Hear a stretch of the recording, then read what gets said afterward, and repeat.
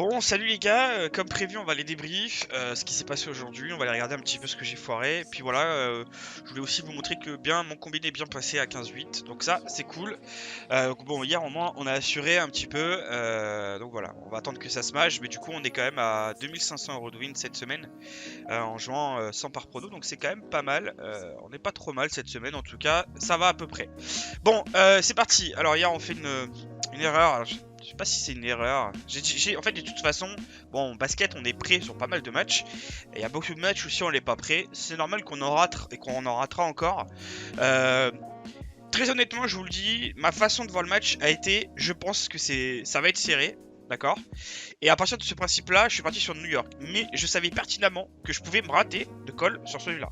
C'est ma façon de voir le truc, je savais que ça pouvait être Atlanta. C'est-à-dire que moi, dans ma façon de miser le truc, je savais que je pouvais avoir Atlanta. Maintenant, je suis parti sur New York, je suis pas sûr que c'est mal joué, sachant que je crois que malheureusement, il y a eu une blessure. Alors, je sais pas ce qu'il a foutu. Non, bah, il y avait bien Barrett, bah, je sais pas. En tout cas, en termes de joueurs, Barrett n'est pas là. Il a joué que 28 minutes, Barrett. Randle n'a pas été au niveau non plus. On a eu un petit souci, pourtant Rose a très bien joué. Donc là, il y a un petit souci au niveau de New York. Ça y est, on voit les limites. Il y a des joueurs qui, voilà, on n'arrive pas à passer le cap des playoffs et donc ils gagnent pas. Malgré le fait que, ben, il y a que 10 points alors qu'ils arrivent à. Franchement, ils sont pas au niveau du tout New York pour pas mal de joueurs. Donc c'est dommage et ça qui est un peu embêtant pour moi, c'est que forcément mon New York, je les sens capables d'eux. Je me dis, ah bah tiens, ça va le faire, et en fait non. Donc oui, c'est normal que je peux avoir Atlanta là-dessus, c'est le type de match que je rate et que je raterai sûrement encore demain. Voilà, je vais mettre du temps, il va me falloir plusieurs semaines, voire plusieurs mois pour être nickel sur cela. Donc c'est normal, et en plus bon, ils sont serrés mais sans l'être trop, ils sont à 9 points. Euh, mais en fait, ils sont à 9 points en ayant ça en fait. C'est-à-dire qu'ils se tapent tout le temps, sauf un truc. Ça arrive souvent, hein, un seul truc qui est craqué. Mais vous voyez comment c'est serré, il y a juste un. Donc c'est pour ça en fait, moi je sens qu'il y a un truc serré et en même temps je m'attends pas à ça. Donc voilà, c'est normal, ceux-là ils sont pas faciles, tout simplement. Voilà pour résumer. Bon, un peu dégoûté. Parce que là ça va faire 2 jours avec Phoenix et New York, les compensations passent pas. Tout le reste passe à chaque fois. Quand je dis le reste, c'est les codes de 2 minimum. Ça fait chier quand même, hein. Voilà, bon les Clippers rapidement, oui, nickel, hein, voilà. Bon, cela c'est vrai que depuis le début, depuis 2 semaines, dès qu'on le sent très fort en NBA, ça passe nickel à chaque fois. Très content, dommage que ce soit une petite cote, mais très content. Effectivement, j'aurais peut-être dû rajouter un peu. Un handicap plus 3,5 peut-être, enfin moins 3,5 du coup pour Clippers pour essayer d'aggratter un petit peu. Voilà, bon en tout cas je vais retenir ça, c'est que je me dis que bon, a priori ceux-là, t'as au moins 3 points de large sur ce type d'analyse que j'ai. Bon a priori j'ai 3 points de marge. Je vais pouvoir augmenter de 3 points à chaque fois. En plus, en moins 3, ça peut être sympa. Donc je vais pouvoir gratter un petit peu en cote, voilà ce que je peux retenir. Bon, Boston, on l'a bien. Étrangement. Alors on a beaucoup de bordel à cause des incertitudes et tout. Mais a priori, il n'y a pas eu de blessure, hein, donc les incertitudes ont été des alertes. Pourtant, voilà, ils ont tous été là, hein, Tatum, et Tatum nous sort un match. Waouh. Oh. Ah ouais, c'est chaud.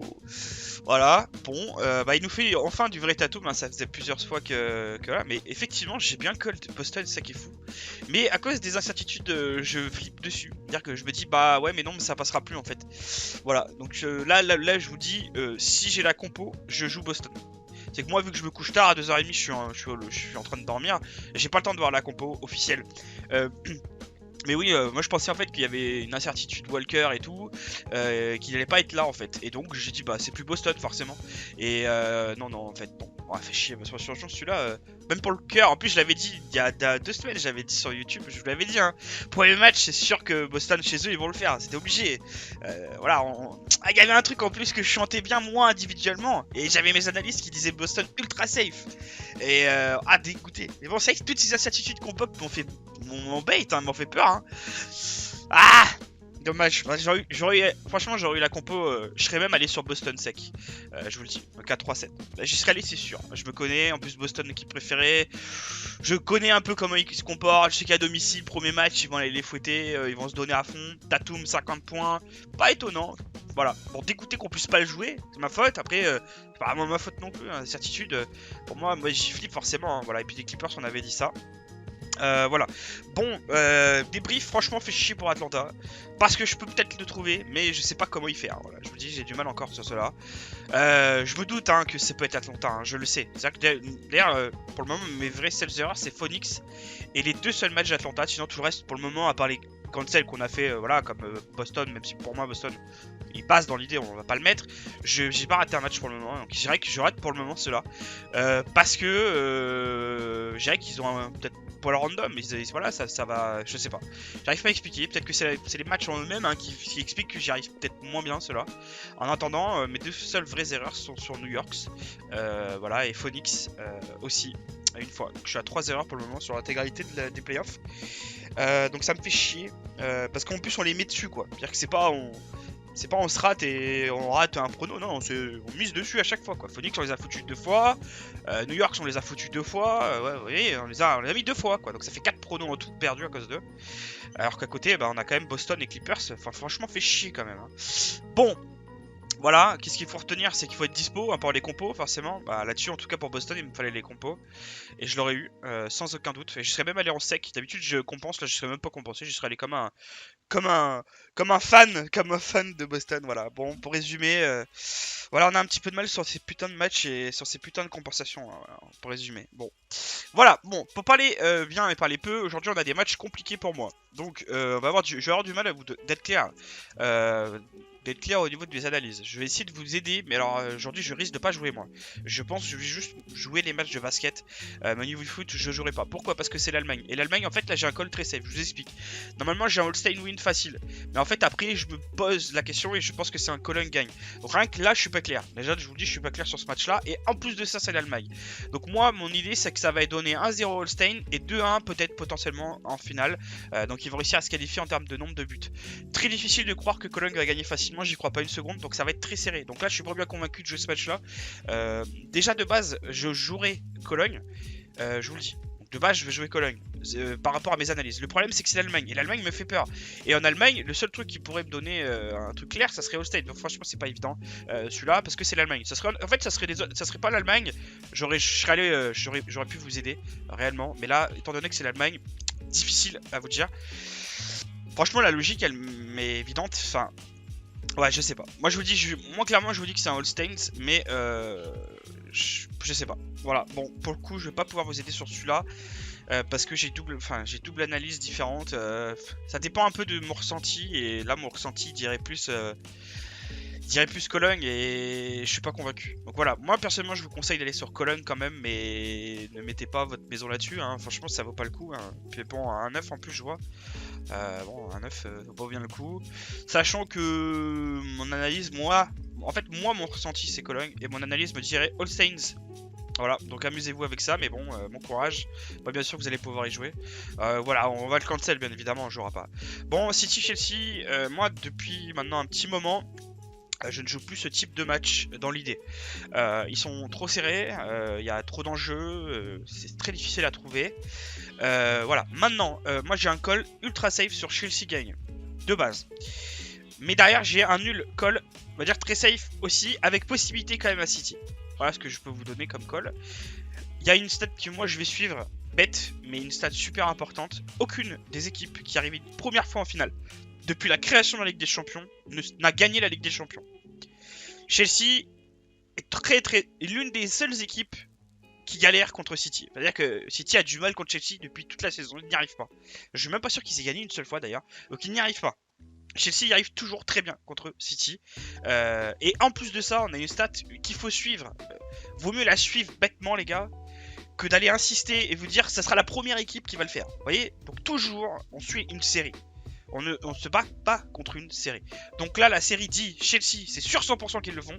Ça n'est jamais arrivé en 26 matchs. Hein, c'est énorme. C'est une stat super dingue que c'est ça. Hein.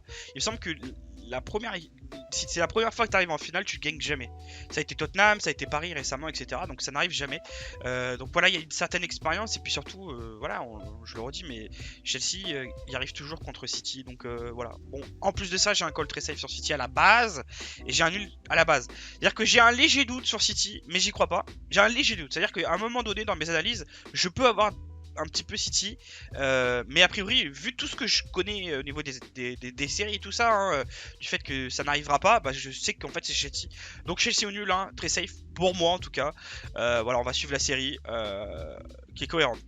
Bon, Miami Bucks, logiquement, on va partir sur Miami sans grande conviction. voilà, ça va être difficile pour moi aussi la NBA ce soir. Je vais avoir du mal parce que ça peut être serré mais pas trop. Donc ça peut être Bucks gagne de 10 points et ça peut être Miami le fait de quelques points, etc. Donc voilà, pas facile non plus. Mais bon, ça pourrait le faire en plus à 19h et 22h. Donc on pourra y combiner avec Chelsea. Je vais sûrement tenter Miami moi. Voilà, avec un petit peu d'handicap. Et là je vais partir sur Portland. Pareil, sans grande conviction. Mais je pense que celui-là il est safe. Peut-être le seul safe que j'ai. Et encore, je suis pas convaincu non plus. Voilà, je suis pas très convaincu. J'espère qu'il n'y a pas trop de blessures, il n'y en a pas. Donc, ouais. Je vais partir sur Portland. Pourquoi parce que je vois un 2-2 avant le retour à Denver. Voilà, je le sens. Voilà, comme ça. Match très équilibré, très serré. Donc, je vois une réaction de Portland pour le 2-2. Et ça me paraît cohérent. Donc, voilà.